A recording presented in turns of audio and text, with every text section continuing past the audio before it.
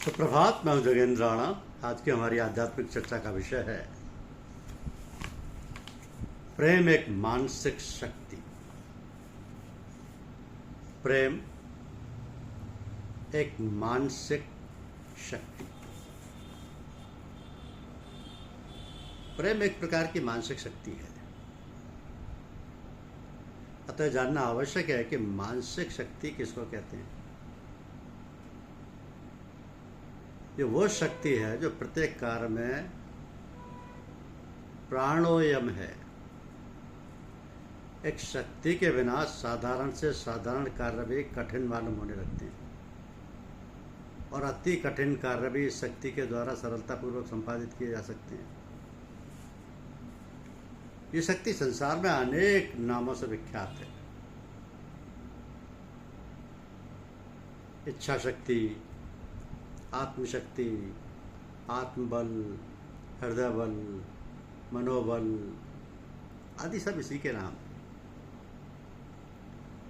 तो नाम पृथक पृथक होने पर भी वास्तव में ये सब नाम एक ही शक्ति के बोधक हैं। मानसिक शक्ति का शब्दार्थ मन की शक्ति है। अतः मन का प्रवर्तक ठीक ठीक ज्ञान ना हो जाए, मन की शक्ति भले प्रकार समझ में नहीं आ सकती। मन वास्तव में विचारों की एक अवस्था का नाम है। विचारों की तीन अवस्थाएं।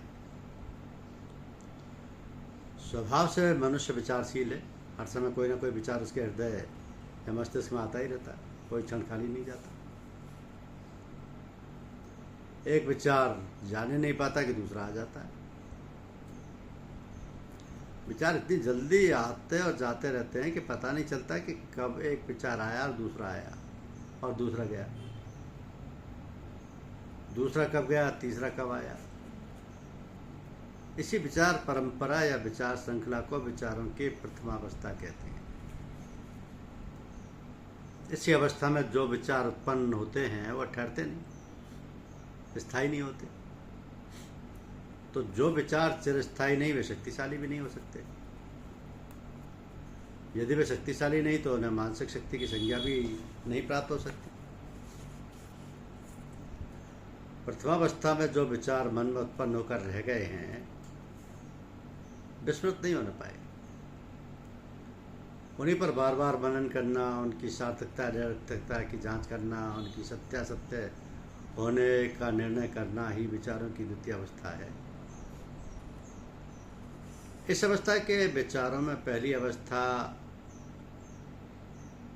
के विचारों की अपेक्षा स्थिरता अवश्य रहती है, किंतु जिस समय सत्य या असत्य का निर्णय हो जाता है उसी समय विचार तीसरी अवस्था में आ जाता है।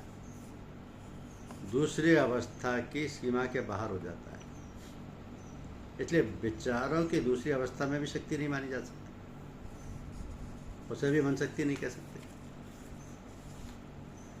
जो ही कोई विचार तर्क वितर्क द्वारा निश्चित हो जाता है, जो ही वह मन का कार्य ना रहकर बुद्धि का कार्य बन जाता है, तो विचारों की सोच और अंतिम अवस्था को ही तृतीय अवस्था कहते हैं।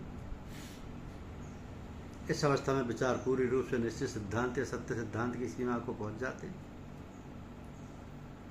जो विचार मन के द्वारा उत्पन्न होकर सत्य असत्य का निर्णय होने पर सब प्रकार दृढ़ और निश्चित हो जाते हैं, उनमें किसी प्रकार की कमी या कच्चापन नहीं रहता। में मन का कार्य ना रहकर बुद्धि का कार्य बन जाता है। इसलिए शास्त्रकारों ने बुद्धि की निश्चयात्मकता माना है। बुद्धि का धर्म है और पूर्ण रूप से सर्वदृढ़ हुए सिद्धांत को ही ग्रहण करती है। यदि जरा सी भी त्रुटि या न्यूनता रह जाएगी तो बुद्धि उसे कदापि ग्रहण न करेगी। इस प्रकार निश्चित हुए सिद्धांत अनुसार जो कार्य किया जाता है उसमें निष्फल होने या अकृत हो कार्य होने की कम संभावना रहती है। विचारों की इसी अवस्था को मानसिक शक्ति कहते हैं। तो इसी शक्ति के द्वारा प्रत्येक कार्य बहुधा सफलतापूर्वक संपादन कर सकते हैं। हाँ, शर्त यह है कि उसे निश्चयात्मक बुद्धि ने पूरी रूप से मान लिया हो, उसमें किसी प्रकार की त्रुटि या न्यूनता न रह गई हो, उसमें किंचित मात्र भी संदेह की जगह नहीं होनी चाहिए। संकल्प की दृढ़ता का होना उसके लिए अत्यंत आवश्यक है। तो इस शक्ति का जो प्रभाव होता है उसे हम एक उदाहरण द्वारा स्पष्ट कर देना चाहते हैं कि अमेरिका के मानस शास्त्रियों ने एक बार मानसिक शक्ति का प्रभाव दिखलाने के लिए निम्नलिखित प्रयोग किए। उन्होंने न्यायालय से एक ऐसे अभियुक्त को लिया जिसके प्राणदंड की सजा दी जा चुकी थी। शास्त्रियों ने न्यायाधीश को विश्वास दिलाया कि ना तो वो छोड़ा ही जाएगा और ना वो जीवित ही रखा जाएगा, किंतु एक विशेष क्रिया द्वारा वो मार डाला जाएगा, उसे विशेष घटना होगा। इस पर न्यायाधीश को आश्चर्य हुआ और उस प्रयोग को देखने के लिए वो तथा अनेक वैज्ञानिक और डॉक्टर उपस्थित हुए। तो अभियुक्त प्रयोगशाला में लाया गया। जो दर्शक जमा थे उनसे कह दिया गया कि वे चुपचाप देखते रहे, बोले नहीं।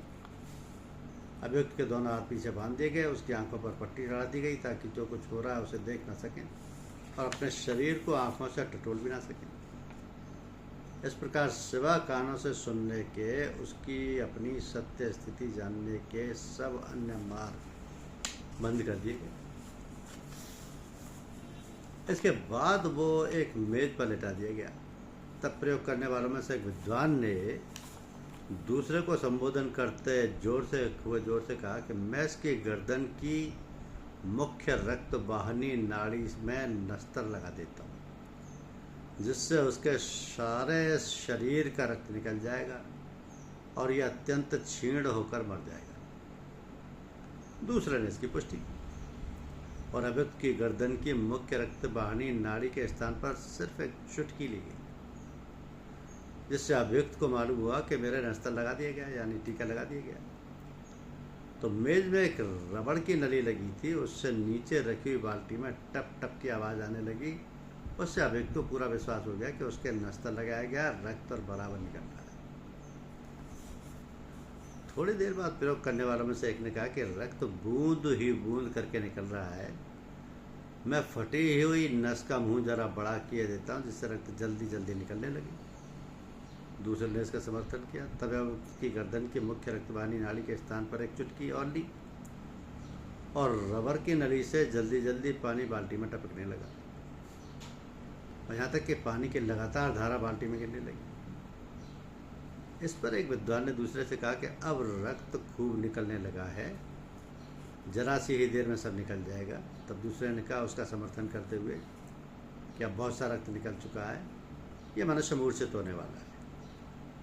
इन सब बातों के सुनने से अभियुक्त को पूरा विश्वास हो गया कि मेरे शरीर से रक्त निकल गया है और वो अपने आप को मूर्छित सा और अत्यंत कमज़ोर अनुभव करने लगा। थोड़ी देर में वो मूर्छित सा भी हो गया। तब प्रयोग करने वालों में से एक ने एक दर्शक डॉक्टर को बुलाकर उसका हृदय व नाड़ी दिखलाई। नाड़ी व हृदय की गति देखकर उस डॉक्टर को बड़ा आश्चर्य हुआ। उसने कहा इसकी दशा अत्यंत शोचनीय है, इसका हृदय अत्यंत निर्बल हो चुका है, ये कुछ ही मिनट में बढ़ जाएगा। अभियुक्त को अपने शरीर से रक्त निकल जाने और अत्यंत निर्बल और क्षीण हो जाने को तो पहले से विश्वास हो चुका था। अब डॉक्टर की सम्मति सुनकर उसकी रईसी जान भी जाती रही। 5 मिनट के अंदर ही वो अचेत और निश्चेत हो गया। डॉक्टर को दिखाया गया, उन्होंने कह दिया कि इसकी मृत्यु हो चुकी है। इस प्रयोग को देखकर सबको बड़ा आश्चर्य हुआ और जो लोग मन शक्ति पर विश्वास नहीं करते थे वे भी मन की अद्भुत शक्ति को मानने लगे। तो इस मृत्यु का कारण क्या था? अभियुक्त के विचार सब तरफ से हटकर एक ही विषय पर आ गए थे। डॉक्टरों की कही हुई सब बातों पर उसे निरुपाय होकर विश्वास करना पड़ा। उसने इन बातों को सत्य माना, उसकी बुद्धि इन बातों को सत्य मानती और विश्वास करती गई। अंत में यही सत्य निश्चय उसकी मृत्यु का कारण हुआ। मानस शक्ति का प्रभाव डालने के लिए उत्कट इच्छा है, संकल्प की दृढ़ता और चित्त की एकाग्रता की बड़ी आवश्यकता है। बिना इसके किसी काम की इच्छा सफल नहीं हो सकती। तो जो लोग इस शक्ति से काम लेना चाहते हैं उनको इस बात का दृढ़ संकल्प कर लेना चाहिए कि जिस समय जो बात हमारे सामने आएगी उसे बिना अपनी बुद्धि की सम्मति लिए कदापि ग्रहण ना करेंगे और ग्रहण कर लेने के बाद उसका पालन पूरे तौर पर करेंगे। तो मानसिक शक्ति का एक विशेष नाम प्रेम है। इस शक्ति के अंदर विशेष आकर्षण या विशेष बल होता है, अतः प्रेम में भी एक प्रकार का बल है जो विद्युत शक्ति से भी अधिक बलवान है। इसी बात की पोषकता श्री गोस्वामी तुलसीदास जी ने इस प्रकार की है कि जाकर जा पर सत्य सने सो तो ही मिले न कुछ संदेह। और भी कभी कहता है कि जिसको मैं चाहूँ वो न चाहे क्या मजाल, दिल से लेकिन उसको चाहा चाहिए। अतः प्रेम करने वालों से उत्कट इच्छा, प्रेम करने वालों में उत्कट इच्छा, संकल्प की दृढ़ता और चित्त के एकाग्रता की बड़ी आवश्यकता है। इन्हीं गुणों से प्रेम स्थायी हो सकता है और वही सच्चा प्रेम कहा जाने योग्य है। तो मन की शक्ति का विषय बड़ा ही गहन है। प्रेम घनिष्ठ लगाव का नाम है। प्रेम में सबसे अधिक आकर्षण होता है। आकर्षण के अनुसार जनन विज्ञान के लेखक कहते हैं कि उसकी 3 दशाएं होती हैं: अनुराग यानी लिंकिंग, स्नेह यानी अफेक्शन, मादकता यानी पैशन। जब हम किसी व्यक्ति को देखकर प्रसन्न होते हैं या उसके कार्य को पसंद करते हैं, तब हमको एक प्रकार की उसकी ओर आकर्षण होता है, हमारी सहानुभूति उसके साथ हो जाती है। इसी का नाम अनुराग है। यही अनुराग जब व्यक्ति विशेष के संबंध में हमारे हृदय में शनै शनै एक प्रकार की प्रीति या मित्रता उत्पन्न कर देता है, तब यह स्नेह के नाम से संबोधन किया जाता है। फिर जब हृदय में उस व्यक्ति से मिलने, देखने, बातचीत आदि करने की भावनाओं का विकास होता है और साथ ही प्राप्ति के लिए जान तक निछावर करने को तैयार होता है, वह हर समय उसकी याद आती है और हृदय में एक ज्वाला सी धधकने लगती है।